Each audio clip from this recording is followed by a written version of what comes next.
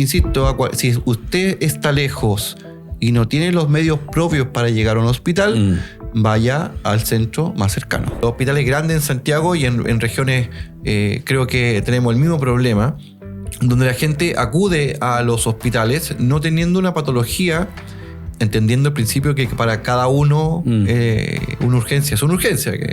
Yo necesito una prestación, necesito que me resuelvan el problema rápido. Un déficit de educación para sabe que uno con ciertos síntomas debería ir a tal lugar. Creo que esto va un poco más allá acerca de entender el sistema sanitario chileno en el sentido de cómo se va organizando.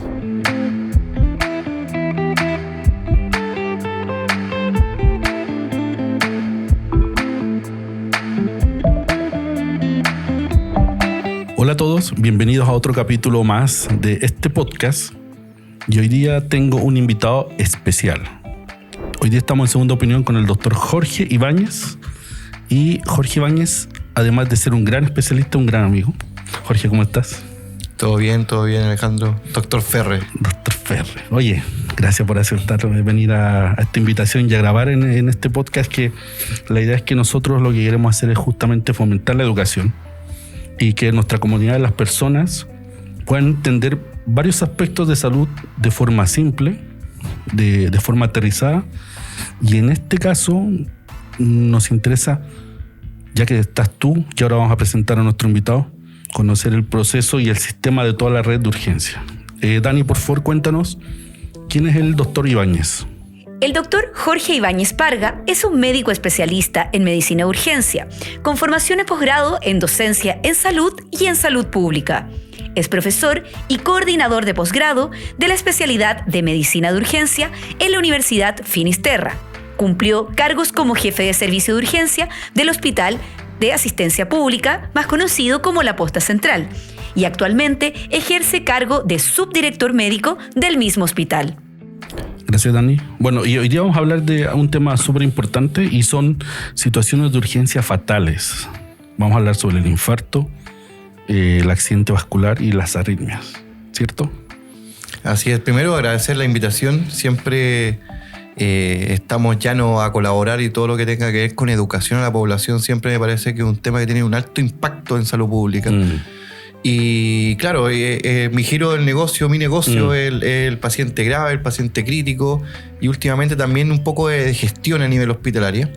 Así que bienvenido y avancemos con esto. Oye, muchas gracias. Bueno, como te había contado detrás de cámaras, parte del podcast es romper la brecha del delantal blanco, y siempre partimos conociendo a nuestro invitado. ¿Quién es el doctor Jorge Ibáñez detrás del delantal? Bueno, permiso, voy a sacarme el delantal para mostrarme bien. Bueno, si sacamos de la vida quién es el doctor Jorge Ibáñez, bueno, yo soy oriundo de la ciudad de San Fernando, a 134 kilómetros de Santiago hacia el sur.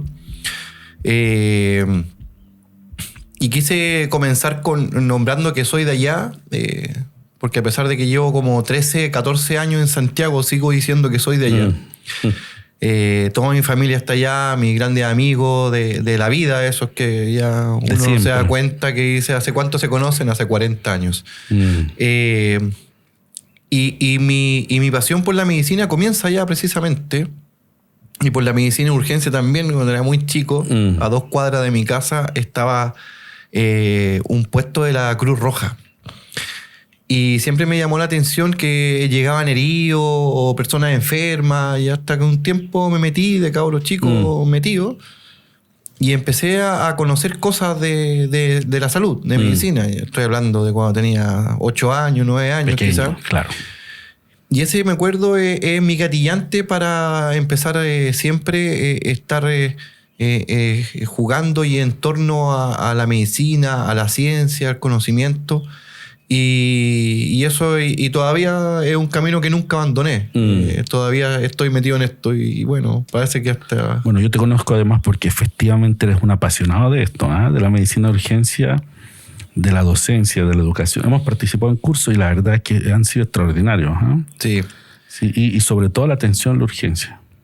Claro, a mí son cosas que no se separan. Creo que un especialista, aparte de la atención clínica, tiene un deber con la formación. Ya uno tiene que entregarle el conocimiento y la experiencia que va adquiriendo con el tiempo a las siguientes generaciones. Enseñarle cómo se hacen correctamente las cosas, poner a disposición la experiencia junto con la evidencia. Creo que no hay que separarlo. Mucha gente habla de que la medicina basada en la evidencia, o sea, de todas las investigaciones que se hacen en el mundo, pero tampoco hay que dejar de lado la experiencia, el ojo clínico, el olfato que uno va adquiriendo de ver tantos y tantos y tantos pacientes. Tal cual. Y además en el lugar donde tú trabajas, efectivamente el volumen que recibe y la gravedad también es importante. Claro. Vemos de todo. Paradójicamente, un centro que es muy mediático, que está en Santiago Centro y es referente nacional de pacientes y ha salido en la tele históricamente. Pero el gran porcentaje de pacientes no son pacientes graves, gravemente enfermos, moribundos, por así decirlo. Eso paradójicamente es la menos consulta que tenemos, cercano al 1 o al 2% de toda la consulta que tenemos. El resto de la consulta son algunas consultas que al momento de categorizarlas probablemente no es el mejor lugar donde deberían estar, pero bueno, es un hospital de puertas abiertas y hay que atender a todas las personas. Bueno, ahora que ya tocaste un poco algunos conceptos, como categorización, como paciente, gravedad, ¿te parece que entramos ya como en materia? Vamos.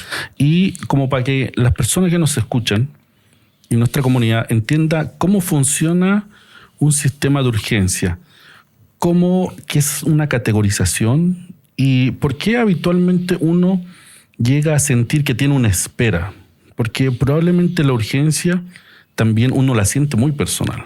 Para mí, un dolor de un dedo por un golpe puede ser una real urgencia, porque tengo mucho dolor, pero quizás en contexto con otra situación grave como un infarto, probablemente no. Entonces, ¿qué es una categorización y cómo funcionan los servicios de urgencia?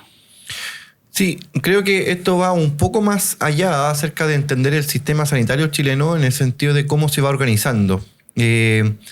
Recordemos que hay dos grandes grupos. Uno que es la atención primaria, que está a cargo de las municipalidades y que cada ciudad tiene a su cargo el típico del CESFAM, el consultorio que todo el mundo conoce, que están distribuidos en relación al lugar donde uno tiene residencia. Claro, y por una cantidad de habitantes. Exactamente. Y tiene cierto nivel de complejidad. La atención primaria generalmente es atendido por médicos generales, algunos especialistas en medicina familiar y otro tipo de especialistas que se van adhiriendo, digamos, a ese tipo de prestaciones, que son necesarias. Medicina interna, por ahí, algunas cirugías, qué sé yo. Y existen los hospitales. Y de los hospitales, a su vez, también hay diferentes niveles de complejidad. Claro. En niveles primarios, secundarios, terciarios y los institutos. Los institutos son, por ejemplo, en Santiago tenemos los institutos de alta complejidad como el Instituto del Tórax, el Instituto Traumatológico, el Instituto de Neurocirugía. Entonces, es en dependencia de todo esto, hay un sistema estandarizado que hace unos años empezó a funcionar en Chile que se llama el ESI, que es un sistema que viene, su génesis es europeo y que categoriza a los pacientes y es muy ciego acerca de control de signos vitales y otras cosas, sino que habla de solamente los síntomas del paciente, la edad y algunos factores que se toman en cuenta para poder categorizarlo en diferente complejidad. Y es así que existe el ESI 1, el 2, el 3, el 4 y el 5. El 1 es el paciente que requiere atención inmediata, un paciente que viene muy grave, por ejemplo, el paro cardiorrespiratorio, alguna herida que está con sangramiento activo y un largo etcétera, comprometido de conciencia, que no responde, por ejemplo, que viene convulsionando. Y así el 2, que tiene que ser atendido también según algunos datos que se recogen ahí en el triage que se llamó el categorizador, donde tiene que ser atendido en cierto tiempo. El 1, como dije, tiene que ser una atención inmediata y por eso pasan directamente y suena una alarma y llega un equipo inmediatamente y se atiende, etcétera, etcétera. El 2 tiene un tiempo de espera que es muy menor. Realmente está diseñado el sistema actual a que ese paciente espere menos de media hora para ser atendido. Y después viene el nivel 3, donde ese paciente puede esperar 90 minutos. ¿Ya? O sea que ya estamos hablando de 1 hora y media y que eso es lo esperable, eso es lo deseable. Pero la realidad actual del servicio público es que es un servicio que está altamente demandado y por lo tanto a veces eso en su mayoría de las veces no se cumple. La categorización ESI 4 habla de pacientes que ya se extiende su nivel de espera a más de 2 horas o 3 horas, son 200 y tantos minutos que se pueden esperar. Y el nivel 5, que ya es una espera que ya ni siquiera se toma en cuenta y dice, mira, sabe que su patología directamente no es de urgencia. Ahora, dicho esto, este nivel de categorización corre para todos los niveles de atención. Claro. Acuérdense que en atención primaria existen los SAPUS, que son atención de urgencia, de atención primaria. Existen los SAR, que son un servicio de atención de un poquito más compleja, pero sigue siendo atención primaria. Y están los hospitales.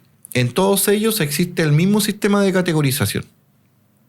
Ahora, hay un trabajo que se está haciendo hace mucho tiempo de educación a la población para que utilice de forma correcta los recursos. Porque, por ejemplo, a nosotros nos tenemos mucho en la posta que hay niveles de espera en algunos, y nos pasa en muchos hospitales, en Barros Luco, en los hospitales grandes en Santiago y en regiones, creo que tenemos el mismo problema,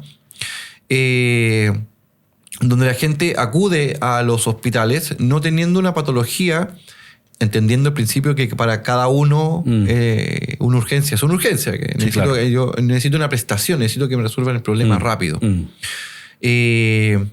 Entonces existe este problema donde probablemente exista un déficit de educación para saber que uno con ciertos síntomas debería ir a tal lugar.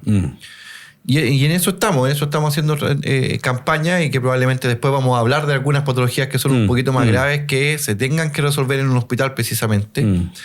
Pero me atrevería a decir que el 60 o 70% de la patología de la gente que consulta en un hospital no requiere una atención de urgencia en un hospital, pero sí en atención primaria. ¿Ya? Y paradójicamente, en atención primaria los tiempos de espera son menores que en los hospitales. Claro. Porque hay pacientes que son más graves que se llevan todos los recursos. O sea, que la gran parte de la urgencia se enfoca en salvar un paciente que viene muriendo. No en un paciente precisamente que venga con 38 de fiebre por un resfriado. O sea, sí puede sentir muy mal y nosotros somos comprensivos con ello. Pero no amerita un riesgo vital esa patología. Y por lo tanto, probablemente si hubiese ido a un consultorio, lo hubiese visto un médico, le hubiese puesto un medicamento y se hubiese sentido mejor y se va a su casa y no estando 8 horas metido en el hospital esperando. Claro. Para entender esto que acabamos de conversar, en el fondo la categorización la hace un profesional de salud. Exacto. Cuando llega a un servicio de urgencia. Y por concepto el servicio de urgencia está enfocado a tratar, por supuesto, todas las enfermedades que podrían llegar, y en base a eso yo voy a categorizar la severidad de la enfermedad. Y ahí como está el punto, cómo diferenciar cuáles son los síntomas de una enfermedad grave y cómo podríamos nosotros contarles a nuestra comunidad y cuáles no. En términos generales, ¿hay como algunos elementos que uno podría tomar? Sí. Siempre las edades extremas per se representan un riesgo con cierta sintomatología. En la edad intermedia son las edades, digamos, más seguras. Entonces, y si uno lo enfoca netamente a motivos de consulta, porque la gente no viene con un papel en la frente que diga vengo con un infarto al miocardio. Claro. No, ese paciente llega por dolor en el pecho. Dolor torácico. Dolor torácico. Entonces, en dependencia de ese dolor torácico, en un chiquillo de 18 años, no tiene el mismo valor de riesgo que un abuelito de 70. No sé si me va siguiendo la idea. Ahora, existen patologías graves, por supuesto, en un cabro de 18 años, eso no tiene duda, pero son muy infrecuentes, muy extrañas. Entonces, cuando uno va, yo quiero ponerme porque motivos de consulta tenemos, pero para escribir libros, algunos chistosos, otros tristes, de todo. Pero los motivos de consulta que son siempre que uno y las personas, ese profesional que están en categorizador para poder decir, mire, sabe que hay que atenderlo antes, usted tiene riesgo vital o sabe que no va a tener que esperar. Saben ciertos síntomas. Por ejemplo, el mismo dolor torácico. Claro. Dolor torácico que uno le va dando ciertas características. Dolor torácico que se le corre para el lado, que le para allá, que con ejercicio, estaba durmiendo, me despertó, y se acompaña de sudoración, de que se me corre para el brazo izquierdo, para el brazo derecho, me cuesta respirar, un largo etcétera. Ahora, esta categorización también toma elementos objetivos. O sea, no es como que el profesional que te atiende dice, no, este es un C1 porque me parece. No, este es un C5. Es porque toma elementos y probablemente hay una plataforma que te orienta un riesgo. Sí. Lo bueno que tiene el sistema de categorización actual chileno, y hay muchos otros, el sistema Manchester, el ESI, pero que aparte de la experiencia de la persona, tienen flujos que son muy sí, no, pregunte, y dice ya, dolor torácico, edad, síntomas acompañantes, si irradia el dolor en alguna parte, uno lo ve con diaforesis, con sudoración, la envergadura del dolor, por ejemplo, uno le pone una escala de 0 a 10, la escala de Eva. ¿Cuánto tiene usted? 9, un dolor intenso, y uno los ve en la cara. Claro. Y que viene y con posiciones típicas. Luce con mucho dolor. Entonces, y así también con otro tipo de consulta. Por ejemplo, ya algunas obvias, y si viene, lo asaltaron, le pegaron un cuchillazo en el cuello y viene con la sangre saliendo, claro. Ya no hay mayor discusión. Sí, por supuesto. Rápidamente, el reanimador. Algunas patologías de carácter neurológico, por ejemplo, que se les vio la cara, que le cuesta mover la mitad del cuerpo, por ejemplo. Eso inmediatamente activa el abuelito que no contesta, que de anoche que despertó y que no despierta y no hay forma de poderlo, no se incorpora. Fiebre alta que no cede y yo tengo un absceso acá, una cuestión infectada que cada día se hace más gigante, dolor lumbar, dolor abdominal que no cede, el dolor abdominal en el adulto mayor. Claro. Eso siempre son luces que se van prendiendo y uno va... Que va dándoles algún grado de categorización mayor o menor. Sí, porque eso es un sistema, no es como que la persona que está ahí hoy día amaneció de buena y va a atender a todo rápido, ¿no? Eso es súper importante porque a lo mejor uno podría creer que la persona que está categorizando lo decide porque sí. No. Esos son sistemas que ya están tabulados, que están descritos y que generalmente tienen, en dependencia del motivo de consulta, aparece un flujograma que tiene que seguir. Y eso le da luces. Y el sistema activa la categorización. Y el mismo sistema es el que activa la categorización. Y dice activar paciente atención inmediata. Claro. Atención diferida. Tomar electrocardiograma y atender. Puede esperar no sé cuánto. Etcétera, etcétera. Ya, eso es súper importante para que lo comprendan. Porque pueden llegar a pensar que es una persona la que decide, pero en el fondo, detrás de estas evaluaciones en urgencia hay un sistema. Exactamente. En caso en Chile, el sistema ESI. ESI funciona. Mira, ¿te parece que toquemos algunos temas más relevantes que son como motivos de consulta frecuentes y graves? Como por ejemplo, hablemos del infarto, ¿ya? Y la gente escucha y conoce como el infarto. Y en simple, así, en palabras bien con concepto básico, ¿qué es un infarto a miocardio? Ya, el infarto, es bueno ponerle apellido a los infartos, porque el infarto no es nada más que la obstrucción de un vaso sanguíneo que lleva sangre a un órgano. Entonces yo puedo tener infarto de todo.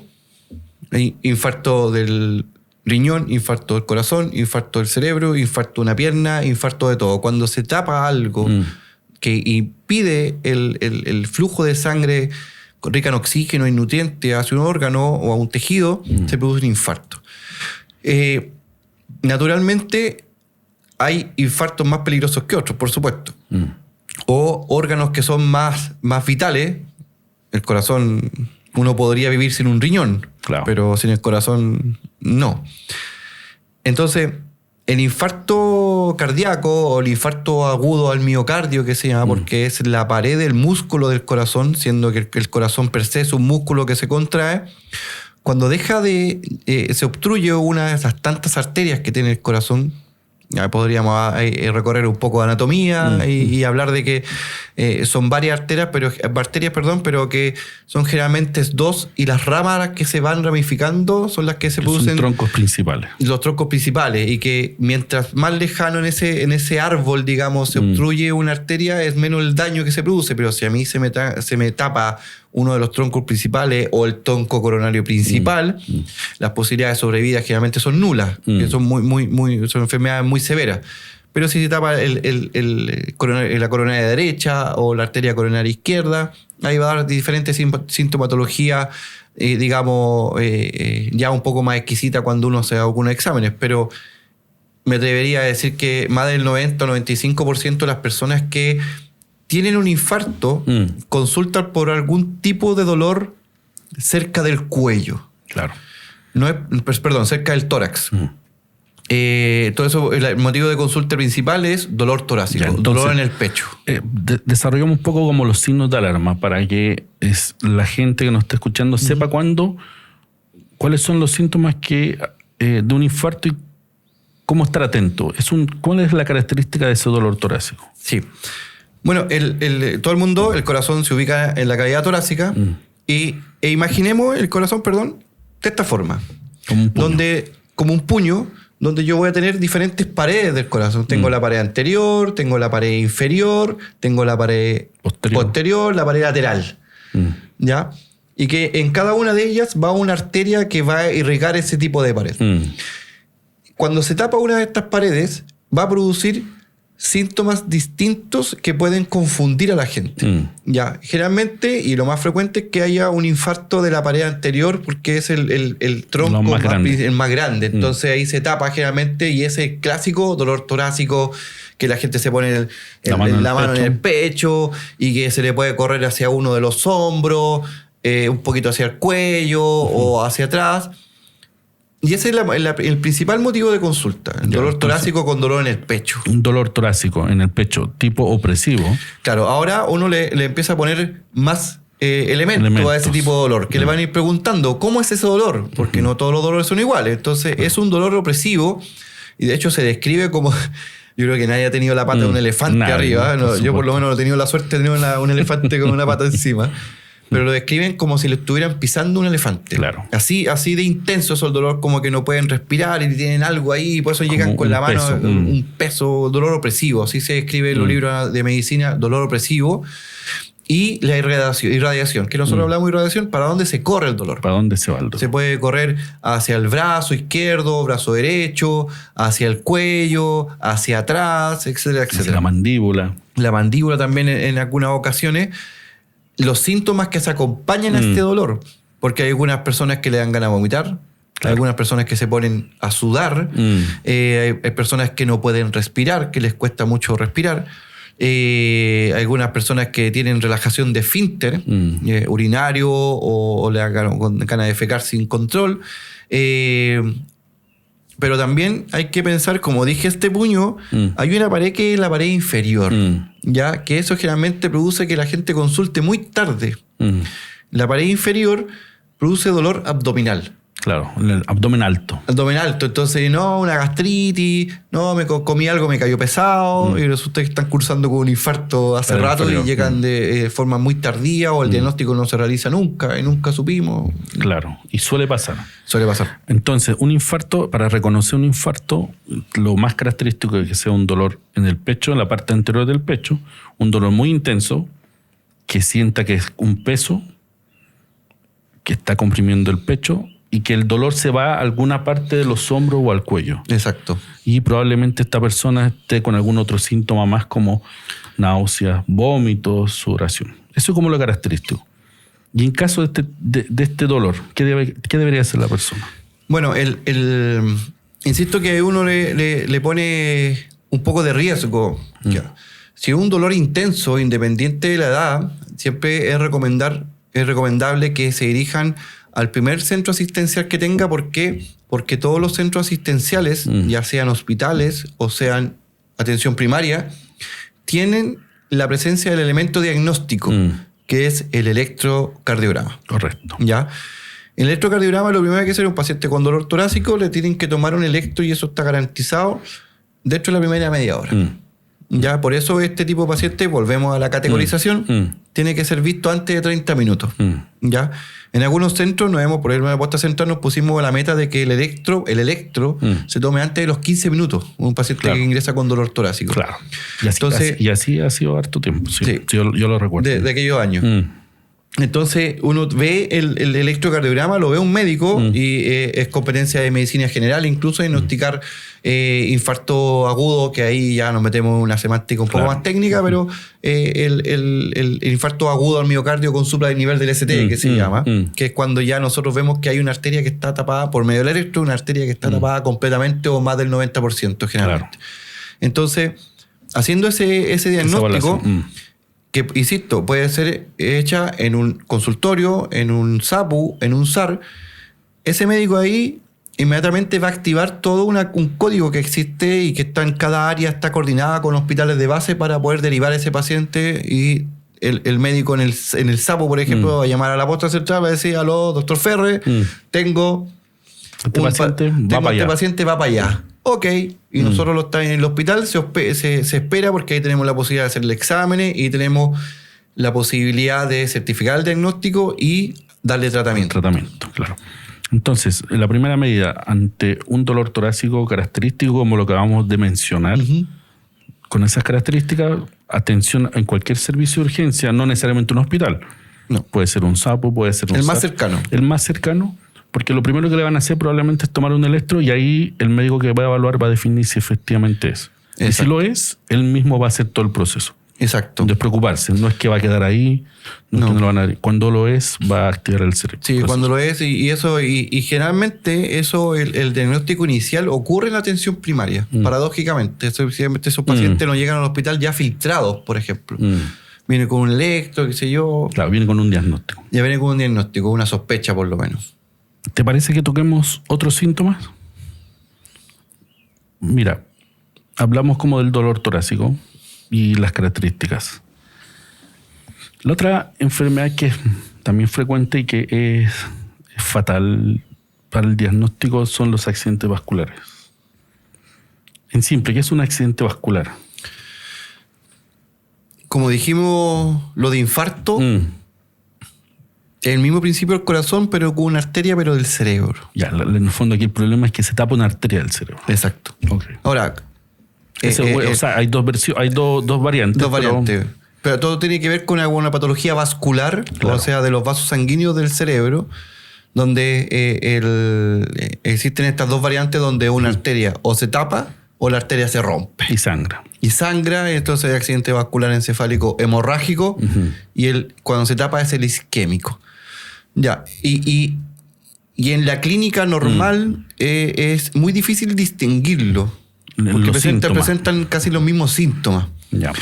Entonces, si usted está en su casa y está viendo, por ejemplo, que su papá o su abuelita presenta de forma súbita, y esto es importante, o sea, que yo estoy bien y en un par de segundos presento los siguientes síntomas, que está denominada una escala que se llama escala Cincinnati, que está internacionalmente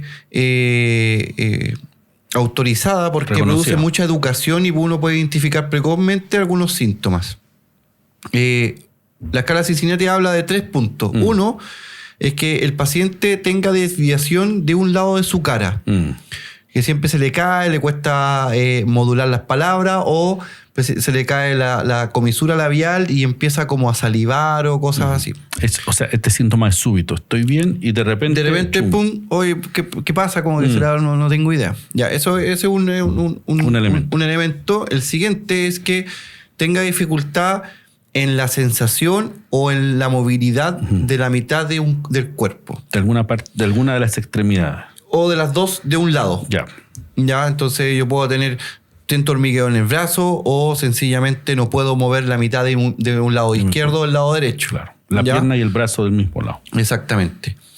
Y lo otro tiene que ver con la dificultad para hablar, que no es que motoramente pueda tener la dificultad, pero se le entienda, pero hay otras veces que el paciente quiere modular algunas palabras que las decía con total normalidad, pero la persona que está del otro lado no le entiende nada. Claro. Que es la disartria. Ya, entonces, cuando tenemos solo una de estos 3 síntomas, estamos frente a un riesgo importante del paciente padecer un accidente cerebrovascular. Ya. ¿De cuál? No tengo idea. Porque ahí empiezan a actuar otros métodos diagnósticos. Correcto. A diferencia del infarto al corazón, que puede ser el diagnóstico realizarse en atención primaria, en un SAPU, el accidente cerebrovascular, un infarto cerebral, por así decirlo, el método diagnóstico no está disponible en todos los lugares, Claro. que es un escáner de cerebro, ¿ya?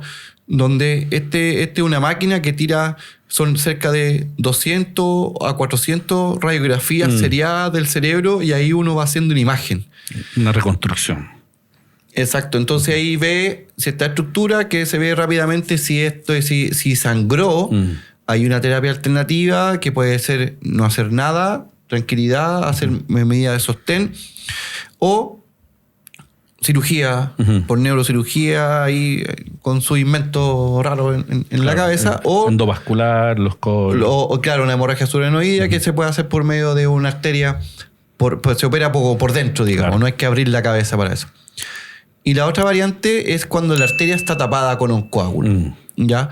Y cuando la arteria está tapada con un coágulo también existen terapias, la terapia de reperfusión también que se llama, que son algunos medicamentos en algunos pacientes muy seleccionados porque te meten un anticoagulante muy fuerte, digamos, endovenosa que va a deshacer ese coágulo para que la circulación vuelva a fluir.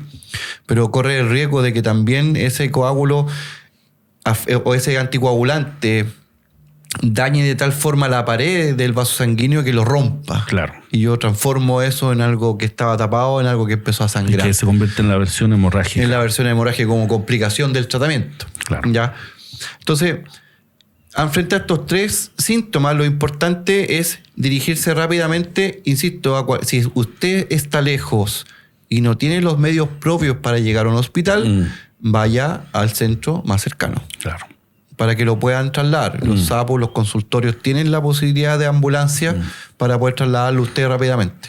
Ahora, la característica de esto y estos síntomas, repitamos a la gente. Sí. Primero, desviación De la mitad de la cara. Una asimetría facial. Sí. Estoy conversando y de repente se me va a un lado la cara o se me cae el ojo. Y a veces, ojo, que la misma persona no lo siente. Claro, pero alguien te lo dice. Te lo dice. Entonces ese es un signo de alarma. Otro, que tengas debilidad o falta de fuerza en la mitad de un cuerpo. La mitad es el otro signo de alarma. Y el tercero es que uno esté hablando bien y de repente le cuesten modular palabras o dice cosas que no se entienden. O que no te entienda lo que estás hablando.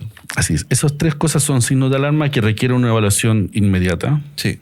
Y ojo, porque si bien requiere un escáner, ir a un servicio de urgencia de atención primaria, un SAP, un SAR, va a permitir que un médico o un profesional de salud pueda identificarlo y de nuevo activar el sistema. Exactamente. Que eso es súper importante. Eso es muy importante porque si yo no tengo los medios o el hospital a mí me queda a una distancia elevadísima, que incluso hasta en Santiago tenemos zonas donde llegar a un hospital es muy complejo.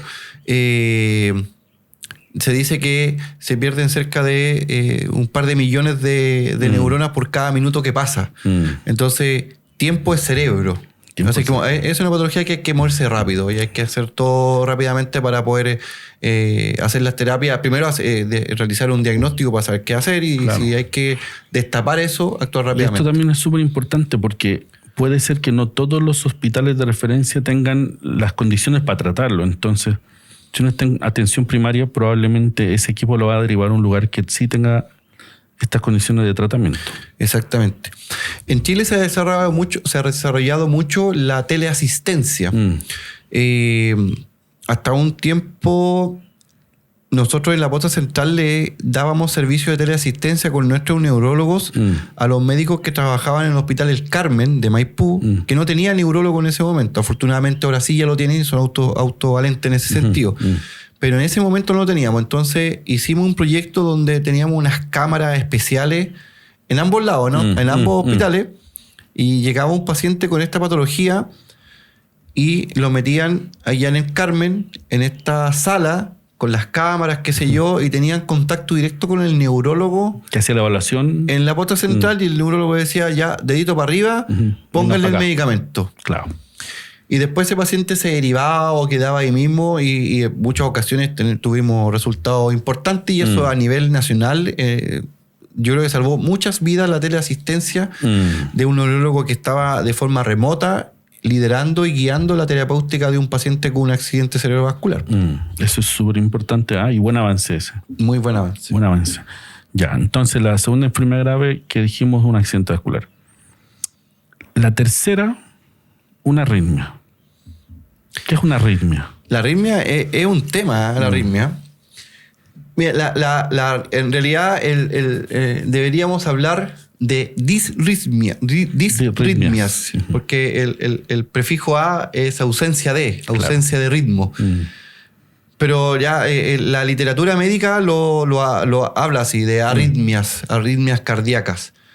El corazón tiene una forma y tiene un ritmo, una frecuencia y una fuerza de contracción, que en dependencia del esfuerzo físico u otras, como respuesta a alguna noxa patológica, va a latir más rápido o más lento, con más fuerza o menos fuerza. ¿Ya? Entonces, las arritmias o disritmias tienen que ver con que el ritmo de contracción del corazón se altera. Haciendo, y ahí aparecen las taquiarritmias, que es cuando el corazón late más por rápido, arriba del límite normal alto, digamos, aceptable, y las bradiarritmias, que es por debajo de lo normal aceptable. Entonces hablamos de límite de 50 latidos por minuto hacia abajo o más de 100 hacia arriba. Para arriba. Ya. Entonces tenemos las arritmias cuando son, y ahí si yo me pongo a hablar de las arritmias de alto, digamos, las taquiarritmias de alta frecuencia, yo puedo hacer varias formas de poder enfrentar esta cuestión, de cómo las puedo categorizar. Pero antes de esto yo quisiera aclarar que las arritmias siempre son consecuencia de otra cosa. Claro. ¿Ya? En términos generales. En términos generales siempre son consecuencia de algo más que está pasando. La arritmia per se nunca es una enfermedad. Siempre hay una enfermedad que se manifiesta con una taquiarritmia. Claro. ¿Ya? Por ejemplo, tomando en cuenta lo anterior, el accidente vascular o el infarto cardíaco. Una de las complicaciones y presentaciones que tiene el infarto cardíaco es con una arritmia. ¿Ya? No sé si hemos visto mucho en la tele que el abuelito iba en la calle y se desplomó, ¡pum! Muerte súbita. Y llegó un bombero, le puso un desfibrilador, así como en las películas. ER y esas cosas que le pusieron ahí, le pusieron corriente, ¡tum! Y el abuelito se mejoró, despertó y fueron todos felices. Es porque se tapa una arteria y el corazón, en vez de dejarle latir, empieza con un ritmo que es totalmente irregular. Entonces, y es tan rápido que el corazón no logra contraerse, porque el corazón es una bomba. Y si el corazón tirita, no logra efectuar ese mecanismo de bomba, sino que se queda ahí. Entonces, si no llega sangre al cerebro, ¿qué hace el cuerpo como mecanismo de defensa? Se pone en posición horizontal, o sea, se desmaya. Para que no haya que vencer la gravedad, digamos, para mandar sangre al cerebro. Entonces, una de las presentaciones de una estamos hablando de las arritmias letales, digamos. Pero el infarto agudo presenta también con arritmia, la taquicardia ventricular con pulso, donde los pacientes vienen con su corazón latiendo, pero a todo lo que da, con dolor torácico, y cuando uno lo ve en el electro, además, cuando te hacen el electro en cualquier parte, uno lo ve y dice taquicardia ventricular. Ok. Como complicación, porque un profesor nos decía las primeras 3 causas de una taquicardia ventricular: infarto al corazón, Infarto al corazón. Infarto al corazón. Busque el infarto al corazón en el ataque cardioventricular. Entonces, por ejemplo, en una persona mayor que está haciendo una infección urinaria, una abuelita de 85 años que está haciendo una infección urinaria, su manifestación de respuesta a la sepsis va a hacer que su corazón empiece a latir rápido, pero va a latir de forma irregular. Entonces esa se llama la fibrilación auricular, que late irregularmente irregular. Claro. Entonces una arritmia se puede manifestar tanto como un compromiso conciencia súbito, que quiere decir que la persona súbitamente se desmaya, pierde la conciencia, como también uno describe las palpitaciones. Claro. Sí, por eso es importante que, por eso decía a un comienzo que el paciente no llega con un cartel con un diagnóstico. Claro. Por ejemplo, uno de los motivos de consulta, dolor torácico, y yo le hago el electro, y no tiene un infarto, pero tienen una fibrilación auricular de respuesta ventricular rápida. Y eso produce dolor torácico. Pueden tener una taquicardia supraventricular, y eso da dolor torácico también. O puede tener una bradicardia. Su corazón está latiendo tan lento que también produce dolor torácico o produce mareo. Es el principal mecanismo o motivo de consulta en adultos mayores cuando el sistema del corazón empieza ya a fracasar y su corazón empieza a latir lento. Y le llega poca sangre al cerebro y por lo tanto los abuelitos están mareados. Y uno va a ver y en un par de días los abuelitos terminan con un marcapasos, por ejemplo. Marcapasos, claro, súper importante. Y además, uno también para esto no es necesario llegar inmediatamente a la urgencia, sino acudir a cualquier servicio cercano para que efectivamente alguien evalúe y si es de gravedad, lo van a derivar directo. Yo creo que las personas sienten que eso no va a suceder, pero en la práctica eso sucede. Yo creo que es un buen mecanismo para llegar al hospital, porque además el equipo te espera cuando son estos diagnósticos. Claro, porque hay un aviso. Desde atención primaria, como están distribuidos geográficamente, dice ya, usted el consultorio de Pepito tiene que derivar al hospital X. No puede mandarlo al otro hospital, en la zona que me corresponde a mí. Claro. Y ese consultorio, ese SAPU, tiene vía directa, ya que ya está predefinida con los equipos de urgencia del hospital. Entonces, levantar el teléfono. Claro. Oiga, doctor Juanito, le voy a mandar el paciente que tiene esto. Ok. Claro. ¡Tum!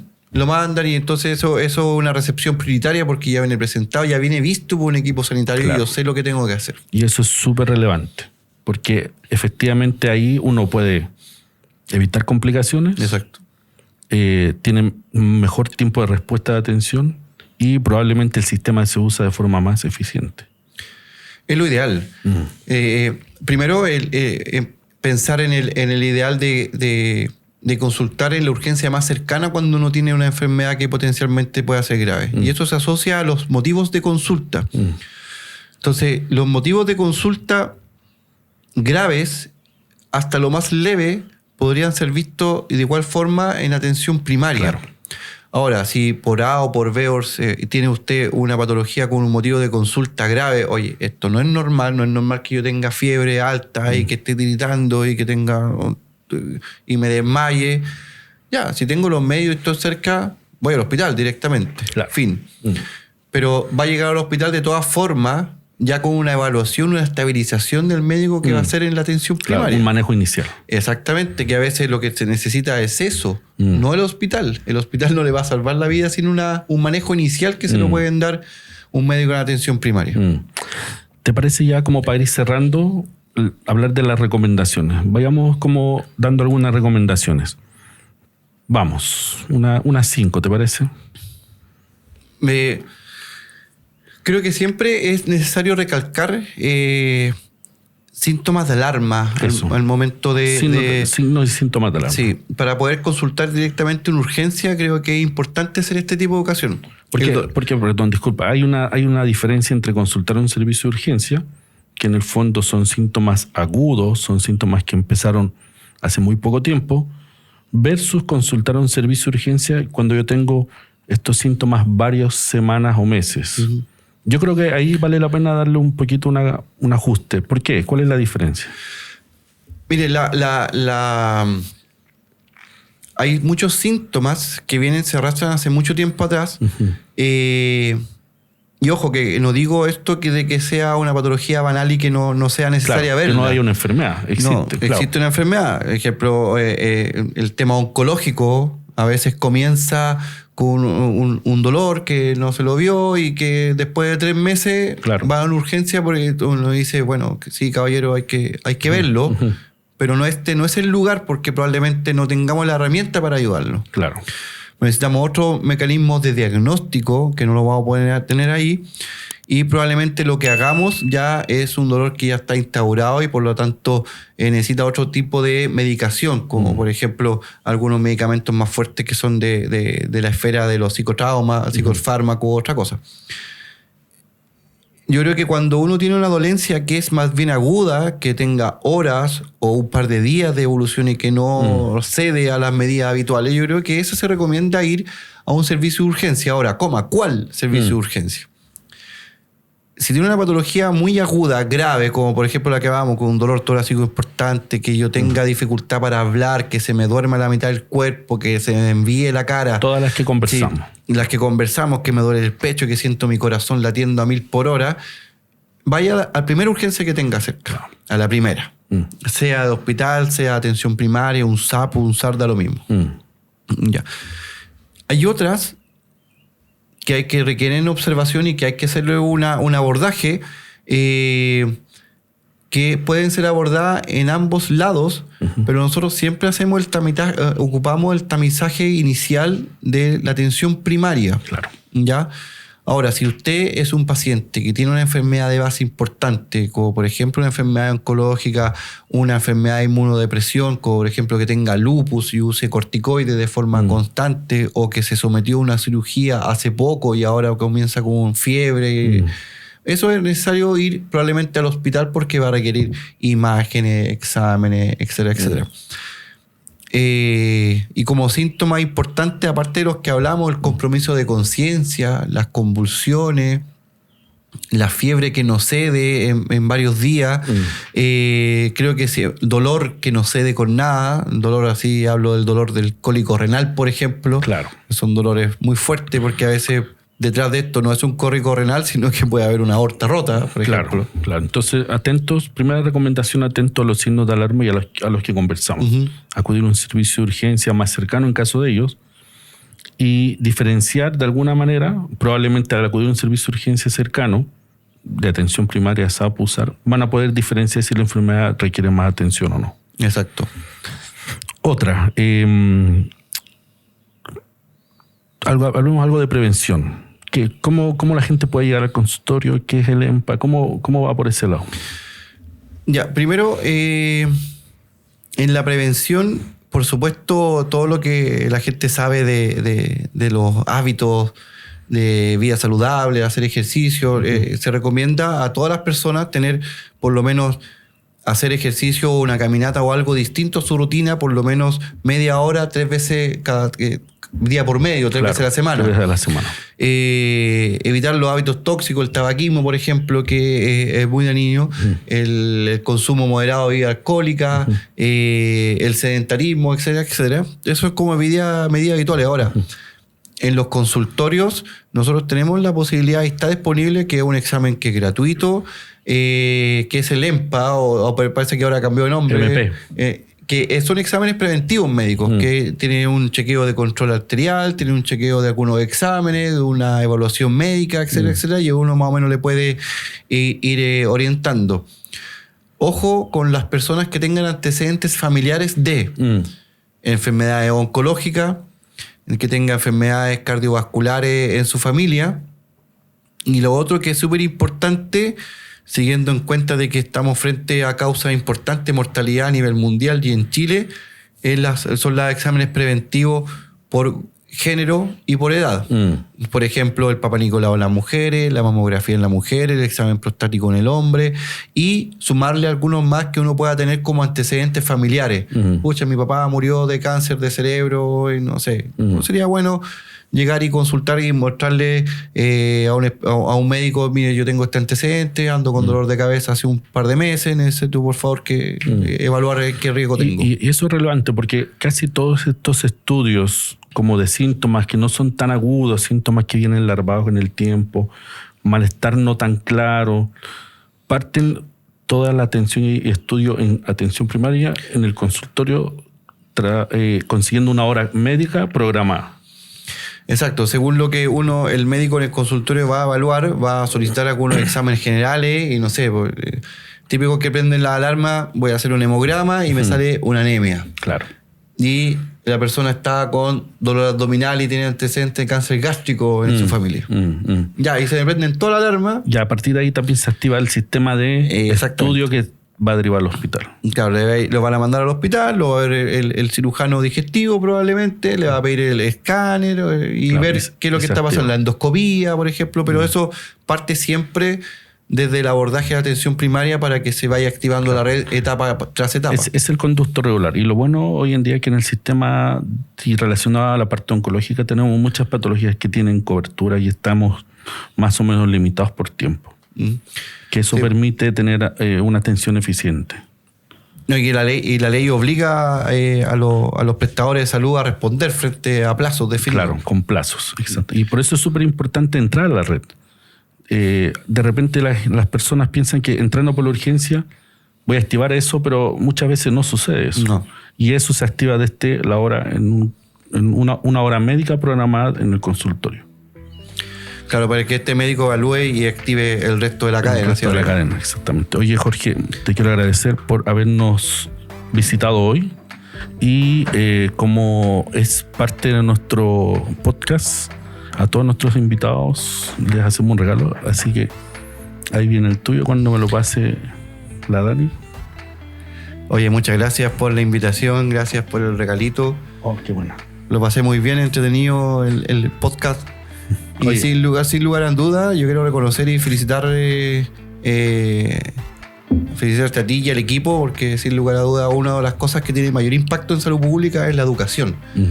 Y esto debe tener un impacto y todos poniendo un granito de arena podemos mejorar la educación en salud que tenga la población en general. ¿Ya? Eso de estar codeándose entre los médicos y que bueno que te ha ido, qué sé yo, yo creo que nos sirve mucho en el momento de mirar el impacto real que cae sobre la población. Tal cual. Bueno, el espíritu de este podcast va en esa misma línea.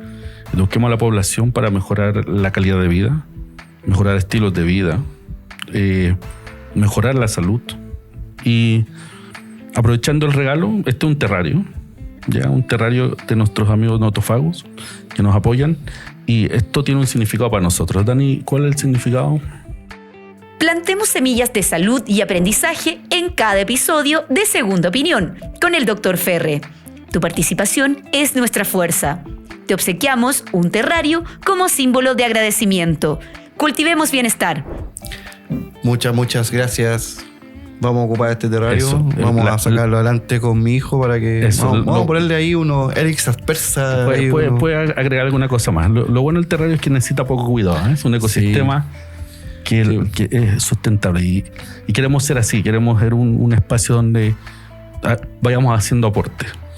Muchas gracias. Jorge, ¿cómo te conoce y cómo te sigue la gente? Dani, ¿cuáles son las redes, doctor Ibáñez? También pueden seguir al doctor Jorge Ibáñez Parga en Instagram, @Jorge Ibáñez Parga. Perfecto. ¿Y nos recuerda nuestras redes? No dejes de escucharnos en YouTube y Spotify, @segundaopinión.drferre y seguirnos en Instagram, Facebook y TikTok, @segundaopinión.drferre. Gracias, Dani. Gracias, Jorge. Oye, te pasaste. Gran invitado. Muchas gracias. Gracias a todos. Yo creo que vamos a darle una vuelta más. A todos nuestros invitados siempre quedamos cortos. Así que yo creo que vamos a anotarte para otra vuelta más. Y quiero agradecer nuevamente a nuestra comunidad por vernos, por acompañarnos en este capítulo. Síganos para más contenido de educación. Acuérdense de compartir este video para las personas que les va a ser útil. Y lo de siempre. Suscríbanse, campanita, like, comentarios. Dejen sus preguntas que las responderemos. Y nos vemos en el próximo episodio de Segunda Opinión. Chao.